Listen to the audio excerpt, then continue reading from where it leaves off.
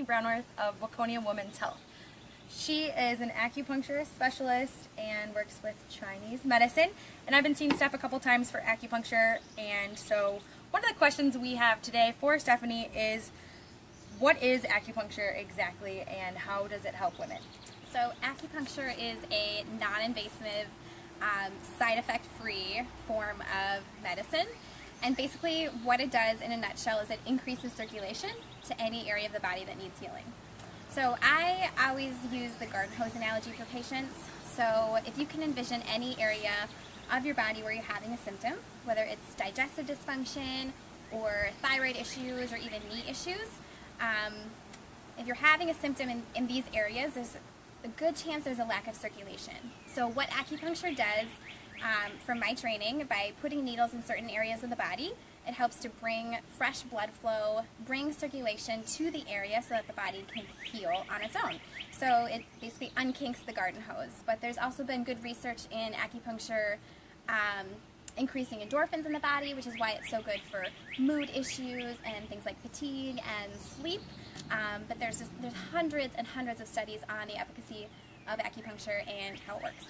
Awesome. So somebody wrote in and they asked, does acupuncture help with digestive issues like chronic constipation? Yes, I love poop questions. We talk about poop all the time when you come to acupuncture. I can talk about it over lunch. You too? All right, sweet. Yeah, I love talking about poop. So does acupuncture help with chronic constipation? Of course it does, because again, it's a circulation issue. So there was a study on using electroacupuncture, which is basically just acupuncture needles plus using these small electrodes to increase circulation. So there was a study on acupuncture for electroacupuncture for chronic constipation, and it showed that it worked better than medication. Oh, really? Yep. That's really awesome. So yes, it does help. Okay, so we'll keep talking about poop because I'm fascinated by it as well. Love poop. How many times a day should somebody poop? That's a really good question, and I think most people are uninformed or they don't know. So a majority of the people that I treat here are women. I do treat some men, but not a ton. And most women think it's normal to go once a week. What? Yeah, they think once a week? That's not normal. That's not normal. No, if you are this is for you. If you are only pooping once a week, that is not okay, and you need to get your butt over here. So you should be pooping. You know, in a perfect world, you should be pooping after every meal. Oh, really? Yes. That'd be like 3 times a day. Yes. 3 times a day. Hi. You should be pooping 3 times a day, Erin. 3 times. Are you pooping 3 times a day? We'll explain later. So, yes, you should be going after every meal. And it's not a, like run to the bathroom sort of thing, but you should have to go after every meal. But, if you can go, I tell patients if you can go twice a day, that is wonderful. So what happens with patients is those people that are only going, once a week, with regular acupuncture, with some dietary changes and usually herbal medicine or supplements, they start to go once a day, and some even start to go twice a day. So they're really having to up their toilet paper budget. That's awesome. At their house. I know. I've been starting to poop more, and it feels really good. It feels so good to poop. Okay, so one of the things I've been working with Stephanie, as far as doing acupuncture with her, is I've been adding beets to my diet. And if you follow me on my Instagram or Snapchat, I've been making like smoothies with them and having people try it. But I want Stephanie to explain maybe why I am adding beets to my diet. Sure. So can I talk about You can talk about anything. Okay. Yes. So one of the things that I'm working on with Megan, based on her body constitution and underlying imbalance that's happening in her body, is something called blood deficiency in Chinese medicine. And it can mean 2 things. It could mean literally that, you have low iron in your body, or you have a history of heavy periods, or maybe some hemorrhaging after birth, and your body needs support. Or it could just be that your blood isn't nourishing your body as well as it could. So for example, can I show my fingernails? Yep. They're starting to look a little better. I know. But if you notice things like really pale nail beds, really pale fingernails, white spots on your nails, things like, if you've been anemic or have had low iron count or low ferritin in the past, brittle fingernails, if your hair is falling out and really brittle like crazy, if you see floating spots in your field of vision, those are all signs of what we call blood deficiency in Chinese medicine. And so the best thing that you can do, or one of the best things that you can do for that, is adding blood-building foods to your diet. So I talked to Megan about adding more beets to her diet because they're really, really good at blood building. So are the beet greens. So those are, you know, a bitter taste, which we don't get enough of in our diet. So adding more bitter foods is beneficial. So you're talking about like the top of a beet. Yeah.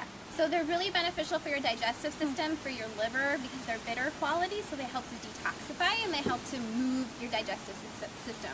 So add the greens to your beet smoothies too. Not a ton because they are pretty bitter. You could add them to salads. You could cook them with some other greens and, you know, saute them in a pan. But other blood building foods are things like any cooked leafy green. You want them cooked because they're easier to digest. So spinach, kale. Yeah, for sure. And then adding a vitamin C rich food like lemon to the greens, for example, helps to absorb the iron content in them. Adding lemon. Yes. Write that down. Or vitamin C, lemon. you know, lime or something like that will help you to digest the iron in the greens more efficiently. Another big one that really helps with blood building is liver. So let's get out there and get some liver. Yeah. So like chicken liver pate, you can make your own. That's my favorite. I know people that make their own, make it a bunch. That's your favorite? No, I'm just kidding. Sure. I've never even had it. I'm going to try it though. You can make a bunch of it and freeze it, and you really only need about a quarter a cup a week. Do you eat that? I do. Not often enough, but I do. Have me over. Yeah. Liver I feed it, pate feed and it to your rosé. kids. Yeah, feed it to your kids too because it's really good. You know, it's full of minerals, it's full of iron, it's full of the antioxidant coenzyme Q10, which is really good for your heart. So liver is another really good one. Grass-fed red meat is a really good way to get some blood building and iron in your diet. There's two types of iron. There's heme iron and non-heme iron. So you can only get heme iron, which is more easily absorbed from animal protein. It's just how it is.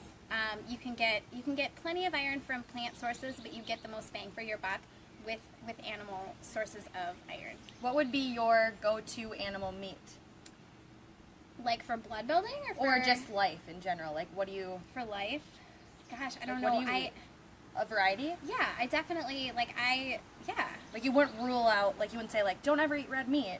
No, I think it depends on your body constitution. Like for someone who's really inflamed or they're predisposed to gout or they have a lot of heat in their body, internal heat or internal inflammation, I would want them to probably lower their red meat consumption, right? Mm-hmm. But for those individuals that are really pale and really blood deficient and have really heavy periods, I would want them to add more. Mm-hmm. So in Chinese medicine, it's a really, it's an individualized approach. We're treating the person, not just, the diagnosis or the name of the symptom on your intake form, right? We're treating you. So it's different for everybody. So that kind of rolls into that next question where I know we both get asked, well, what's the best diet to be on? All the time. And it is really just individual. And yeah, and it depends on, for me even, I think, well, we're both so in tune with our body and what our bodies need, but, the foods that you need could be different based on where you're at in your menstrual cycle, or how old you are, or how much activity you're doing, right? Mm-hmm. So it depends on the person, and that's why, everybody that walks into my office, no two people get the exact same set of recommendations. It's different for everybody. See this? We're sipping it down. Yeah, coffee break. Coffee break. Mocha Monkey. Stop by. Hi, John. I know you're watching us. You should be if you're not. Yeah. How much do you poop, John? Yeah, we want to know, how much does John Schmidt poop? We've heard Mocha Monkey coffee makes people poop. Is that true? Does coffee make people poop? It can, because it's a stimulant, so it can stimulate the bowels too. Awesome. Okay, so we were texting a little bit earlier about the protein question. I know I get asked that every day, probably. How much protein should I be eating, and what sources of protein? I know a lot of people really like to do protein shakes, meal replacer shakes. How do you feel on protein? So, yeah, I think protein is really important. Protein, I treat a lot of hormonal issues, fertility, etc.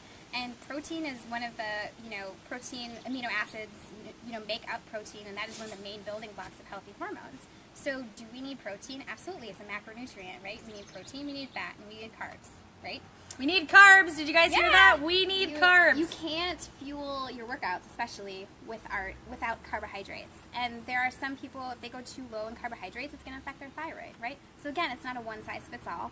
Ones with blood sugar issues need less. So that's why you need to find a good health provider that, you know, can help you come up with an individualized plan. But yeah. Is there a certain number of grams of protein you think? Yeah, it really depends. I mean, what are you telling your, you know, people that come to your classes regularly that are going like 4, 5, 6 times a week? I usually say like 60 to 100 grams, depending on how you feel, and then spreading it out throughout the day, a variety of protein sources. I know I like the collagen peptides, like in my coffee in the morning, and I feel like that stabilizes my blood sugar. So I've told a lot of people to do that, and it's an easy way to get protein in the morning. Yeah. I think protein at every meal is really important to kind of help stabilize blood sugar throughout the day. So one of the ways you'll know that you're not doing a good job, especially in the mornings, is if you're not having protein, like a protein-dense breakfast in the morning, and then you're reaching for like a brownie at 3 o'clock, You need more protein. because your energy is low or your blood sugar is wonky. You know, take a look at what you had for breakfast. Did you have Captain Crunch? Ew, don't have Captain Crunch for Hell no. breakfast. Did you have Captain Crunch, or did you have, you know, some eggs and some coffee with collagen peptides and some avocado or something like that? You know, take a look at. Or if you're not eating breakfast at all, that's another story. I mean, I know fasting has its value, you know, at times, but you know, take a look at what you're eating for breakfast and whether or not you're, you know, reaching for a cookie at 3 o'clock. And people, they shouldn't fear fat, right? No, not necessarily. Again, it's not a one size fits all, right? Mm-hmm. When we went That's key. One size fits all. Yeah. Not one size fits all. It's not. So when we went low fat in the 90s, everybody got fat, right? Most people? Most people? So, yeah, definitely don't fear fat. Good quality saturated fat. How do you feel about coconut oil? I keep seeing like an article Don't get pop me up started on on this. Facebook. Is it good or is it bad? I think everybody's confused at this point. No, that's a really solid, really good question. I do not support the article or the information that came out from the American Heart Association about coconut oil. I don't. You think it's good? Yeah, I do, in small amounts. Again, I think if you're downing coconut oil all the time, I don't think that's good either. But coconut oil is a really good quality, you know, high saturated fat. It has a high smoke point, so you can cook at higher temperatures with it, and the oil won't break down and turn into free radicals and damage your cells. Whereas something like a canola oil, which is highly processed and government subsidized, will do. It will damage your cells if you use it, and so no, I think coconut oil in small amounts for things like cooking and, you know, things like that is really beneficial. And it's antifungal, it's antimicrobial. Does anybody else think she talks really fast? Whew. Sorry, That's okay. So I just get really worked up about this stuff. So is that your go-to oil? No, I have multiple go-to oils, and it kind of depends on just what I have available. Or so as far as like higher temp sauteing, I like to use a grass-fed ghee. Ghee is clarified butter. So if you have issues with lactose or dairy products, there's a good chance that you can use ghee and not have any problems. I like to use coconut oil. I also like to use avocado oil at higher temps instead of olive oil. I don't cook with olive oil typically. I'll use that, you know, in things like salads and things where I'm not heating it, because it is a lower heat oil, so it will break down, you know, easily and cause cell damage. Awesome. Okay, one of the things. Talk slower. No, you're doing awesome. She's doing awesome. So one of the things you told me today, or we were texting about, was adaptive herbs. Yeah. So I've never even heard of this until today. Okay. So yeah, maybe you haven't either. Maybe not. Adaptogenic herbs are something that are becoming more popular, I think, because of social media. But they're herbs that have been around, you know, forever, either in Chinese medicine, either in Chinese medicine or Ayurvedic medicine. So things like ashwagandha, hshawu, which is a Chinese herb. I'm blanking right now, but like one of the big companies that's selling a lot of adaptogenic herbs is Sun Potion. So they're selling them in powder form, and people are making these like $30. You know, Gwyneth Paltrow is making like a $30 smoothie with them. Wow. But if you have $30 to spend, then you can definitely start seeing stuff for some acupuncture. Yeah. But you know, Shisandra is another popular adaptogenic herb, and adaptogenic herbs are just that. They help you adapt. They help you adapt in times of stress. They help your body become more resilient in times of stress. They help with sleep. and they also help with energy levels. You know, if you're anxious, they'll help you calm down, and if you need more energy, they'll help build you up. And so I think I just got asked this question because we're seeing these companies making adaptogen powders and things like that on social media. Holy basil is another really popular one. Tulsi tea makes a really good holy basil tea that you can use to kind of stabilize your energy and help with stress throughout the day. So that's another popular one. So I think that's why I got asked that question, is because of the power of social media. So do you think people should be having a $30 smoothie, or? Well, I mean, I don't think it's necessary if you are, you know, if you're eating a nutrient-dense diet and then you're doing stress reduction techniques like exercise and, you know, either meditation or yoga or just, you know, whatever kind of that grounding exercise is for you, I think is just as beneficial. But there are some people that need extra support, and so I may put them on, you know, an adaptogen formula for a short period of time just to kind of help them bring them back to kind of the 0 point. Awesome. Well, I think we have covered all the questions that were wrote in, and I'm not videotaping, so I don't know if we're getting any questions. Do you want to read them to us or let us know? So, cooking with coconut oil instead of olive oil, question mark? Yep. So coconut oil has what's called a higher smoke point, meaning you can use it at a higher temperature before it breaks down, right? Meaning the cells of the coconut oil are nice and bonded, and when you use higher heat, they stay nice and bonded like they're supposed to. Olive oil, if you use it at a higher heat, the molecules break down and it turns into what's called free radicals and damages your cells. And is that how we get cancer? Free radicals, right? Yeah, it is one aspect, yes. Yeah. Or it would feed maybe a cancer cell or Yeah, something? for sure. I mean, it's not doing your body, it's not helping your body in any way. So if you're sautéing or baking, I would use the higher smoke point oils, which if you look, I wish I had a jar of coconut oil or something here. Usually it has a thermometer on it. Oh, yeah. Some brands have a thermometer, and it tells you if you should only use it at low, medium, or high heat, and you should do that. So olive oil, I don't heat at all. Avocado oil you can heat. Coconut oil you can heat. Grass-fed ghee you can use pretty high I'm gonna smoke have to point. get some grass-fed ghee. Yeah, I love ghee. Okay, thank you. Any more questions? Yeah, you're welcome. Yeah, we know. That's how Facebook Live works. We've got my mom back there videoing us. She's new to Facebook We're Live. really Her happy first- she's Okay, helping us and out. then there's Stop one it. is take off your chest. Is it my sparkles or what? What do you see? I Take don't, off my chest. Maybe later. I I'm not going I can't- live there. can't see that. Anything else? Is that it?